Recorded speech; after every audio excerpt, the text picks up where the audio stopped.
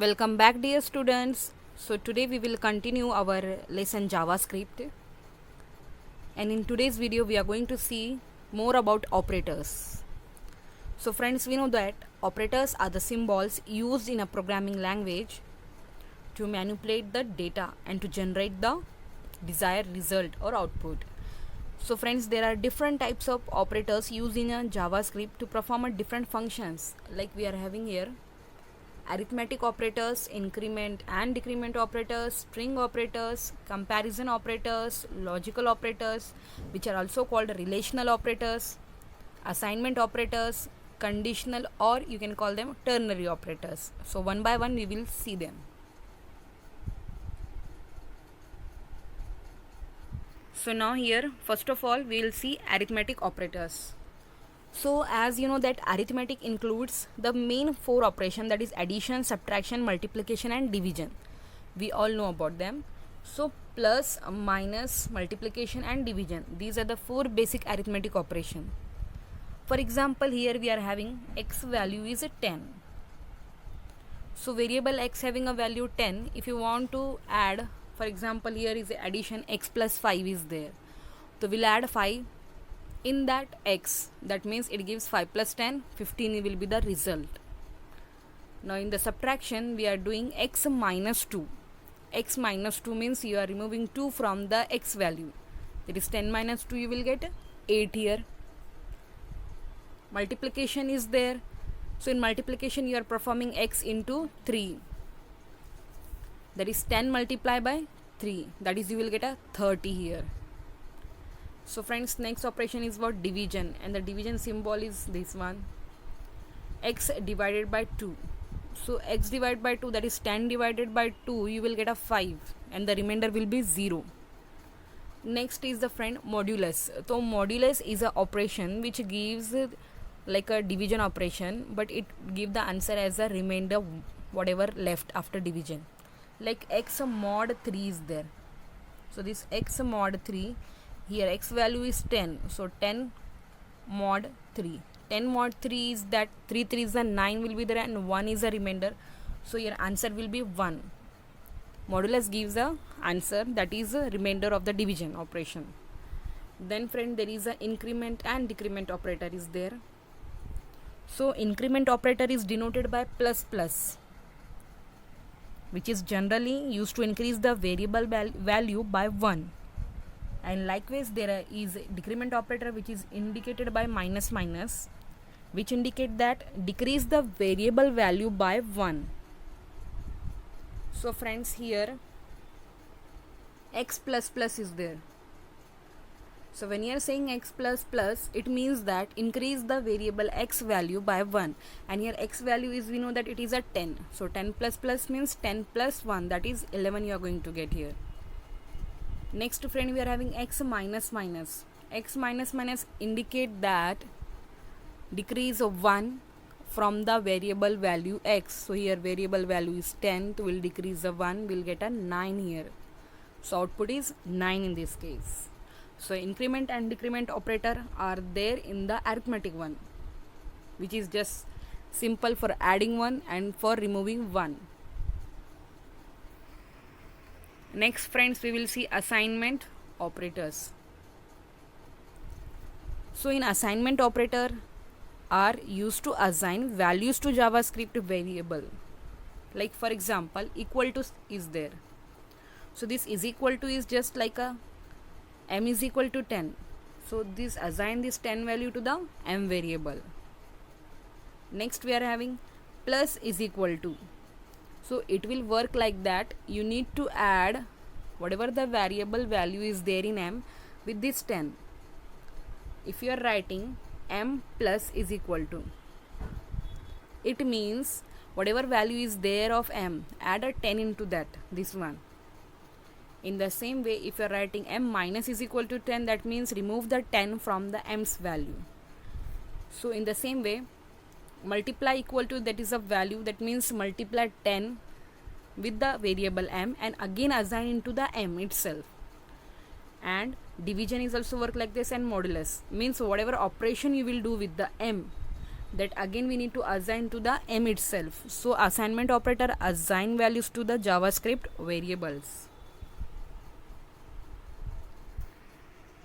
Next is what friends, string operator is there. String operator, so this operator generally used to add the string. For example, I written hi plus this is a variable value x.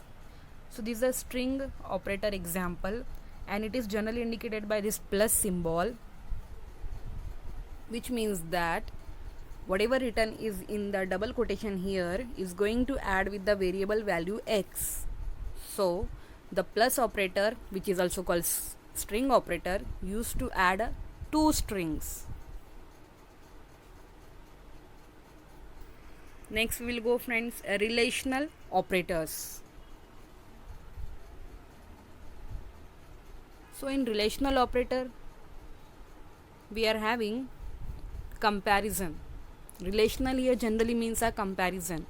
So these operators are used wherever decision making is required. For example, for checking whether two variable values are equal or not, which one has a greater value, which one has a smaller value. So these all are comparison is called as a relational operators. So first of all we are having a less than.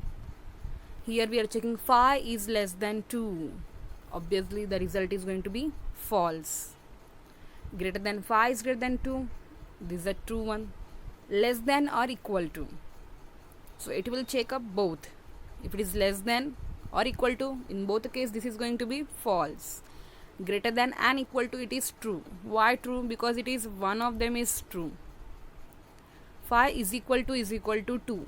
So this is equal to is obviously is going to come false here. And 5 is not equal to 2. This symbol is indicated that not equal to. 5 is not equal to true. And this is a true one here. And we are having 5 is equal to and of the same type, that is true. 5 is equal to itself. So in this case we have seen relational operator will check out the decision making. Next friends, we'll move to the logical operators. So friend, logical operators are used to generate the final result based on the multiple conditions. Here more than one condition is going to be there. So first of all, let me clear you. We are having this symbol, we call it ampersand symbol. So this is AND operator, AND AND operator. So this AND operator, which is having a symbol ampersand, will generate the final result if all the specified conditions are true, both the conditions or multiple conditions are true. For example, here x value is what? 6 and y's value is what? 3, and we need to check x is less than 10, that is this 6 is less than 10, yes, and y is greater than 1, yes, 3 is greater than 1, and here both condition true, then only it will give true. So ampersand check all conditions. If both are true, then only you can say true. So AND operator will generate final result as true if all the specified conditions are true. So next we will see OR operator. This is a OR operator. Pipe symbol is there. So OR operator will generate the final result as true if any one or all of the conditions are true. For example, here we have written x is equal to 5 and y is equal to 5. Here both are false. That's why the final result is also what? False. And then next we are having not equal to. Not operator is there. So this operator reverses the specified condition. It generates the final result true if the specified condition is false. For example, here not x is equal to y, and yes, 6 is not equal to 3, that is true condition is there, that's why result is true in this case.